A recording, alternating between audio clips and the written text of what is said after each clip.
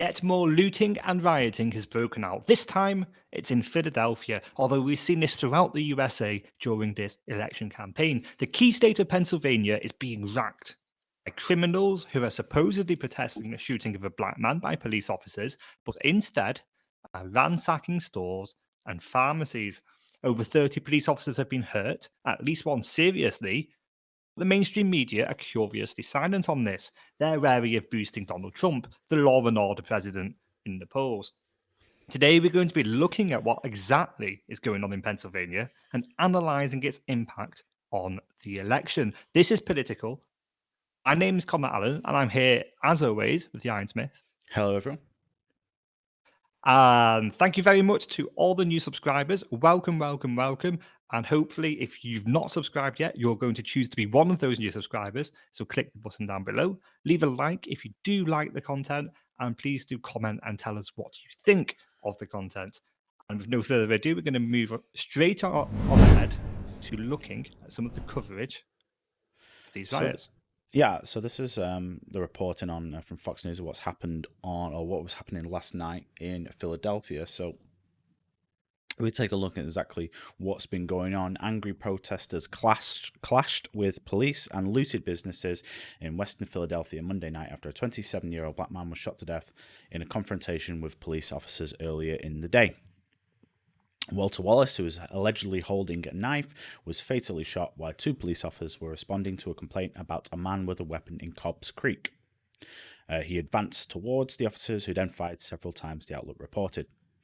Wallace was hit in the shoulder and the chest, taken in a police vehicle to hospital, where he died.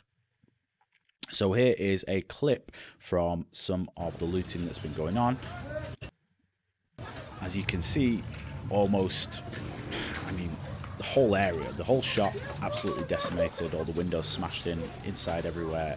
This is a prolonged looting that's been going on over the whole course of the day, it seems, judging by the videos.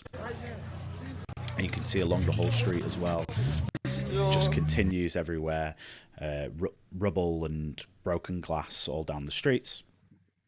So following Waltz's death, which was recorded and posted on social media, hundreds of people, some armed with bricks, protested in the 52nd Street Commercial District, and the demonstration quickly turned violent.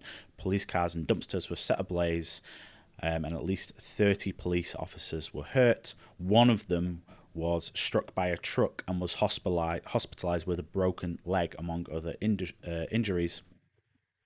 And just as well, I want to make a point of this. So this is the statement that the mayor, Kim Kenney, made in response to this. He said, "My prayers are with the family and friends of Walter Wallace.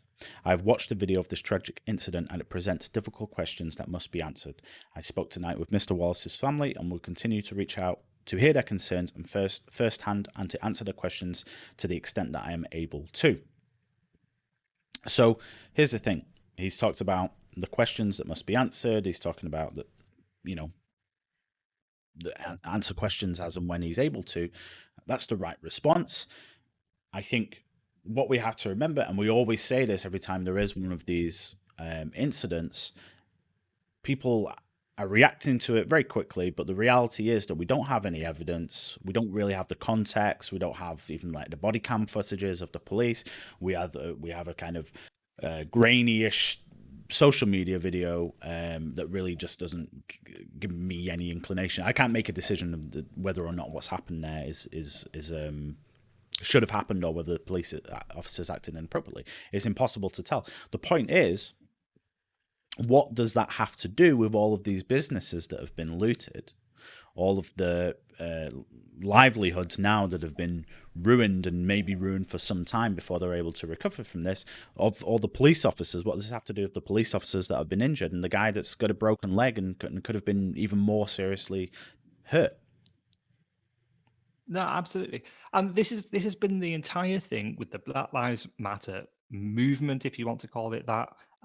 What happens is you had cases such as George Floyd, where there, I think, very clearly was some police wrongdoing, and they make a point about that and racial injustice. And okay, like fair enough sometimes. But then you get also these cases where You said you weren't able to decide on it, but I personally think the police officers are in the right. If you watch the video, we haven't chosen to include it in today's video, but I think if you watch the video, you see police officers retreating from a man.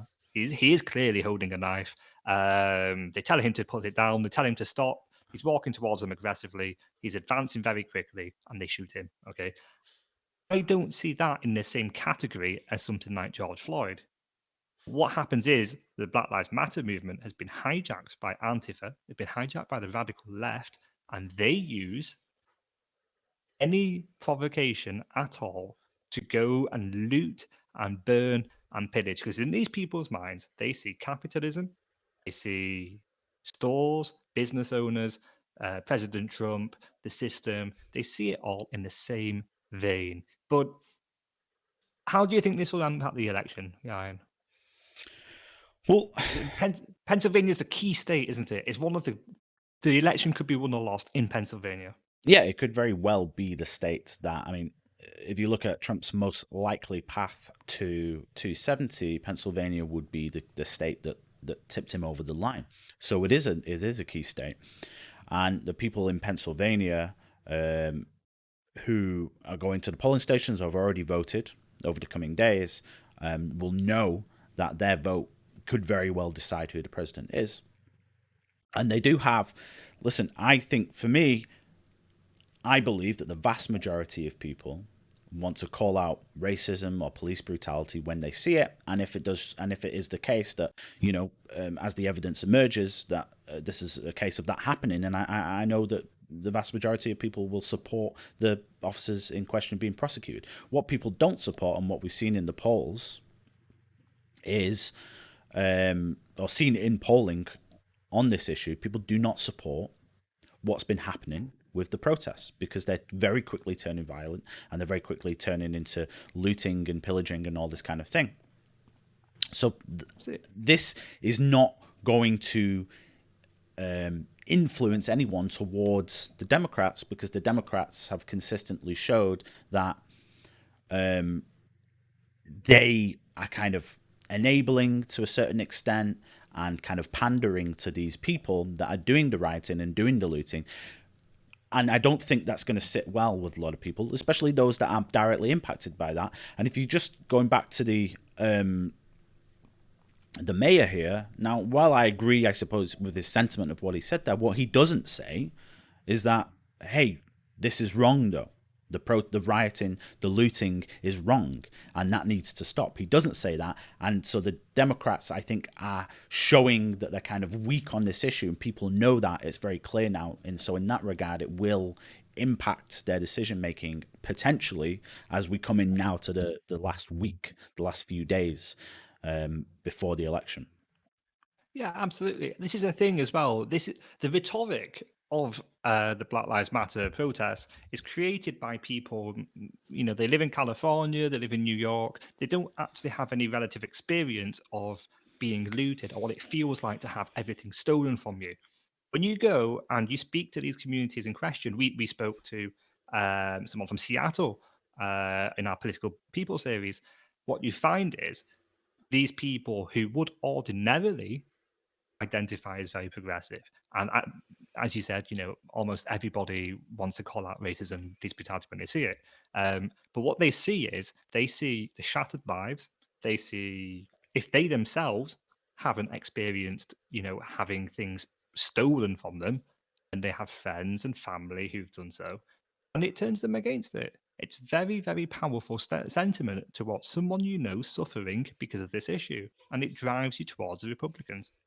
I think, at least. I think we're going to see a huge boost for Donald Trump just before Election Day because of this vandalism and criminal behavior. Yeah, I think so too, and I don't know to what extent there will be a kind of a swing, but I do imagine this is. We were talking about earlier today, Amy Coney Barrett, and how that's a stark reminder of what many people within the Democratic Party have planned should they gain control of government. And this I think a lot of people are just will be concerned about handing the reins to a party that kind of have this enabling behavior and pander to these kind of people. When Donald Trump talks about law and order, he's not, doesn't mean he's against police brutality, or it doesn't mean he's against racism, where when you see it, he means that he's against rioting and looting of people who are victims now, who are victims because of this. So I think people understand that sentiment and understand that message when he's talking about law and order, and the fact that Joe Biden refuses to even use the term and talk about it, it should be very concerning for them. So listen, we're now in the last week of the election, and I am sure there are going to be still many twists and turns to come. And as always, we're going to be reporting on that and giving our analysis, our thoughts on the issues as and when they are raised. So if you have enjoyed this video, I remember something. Sorry, just before we go. What's curious? Do you not find it curious as well? Because we were looking for stories on this just before we recorded, right? Mm-hmm. It's only on right-wing news outlets that these stories exist. Like if you go on CNN, there isn't a single word about it. Or at least there wasn't at the time of recording, but it'd been going on for 24 hours, so it should have been.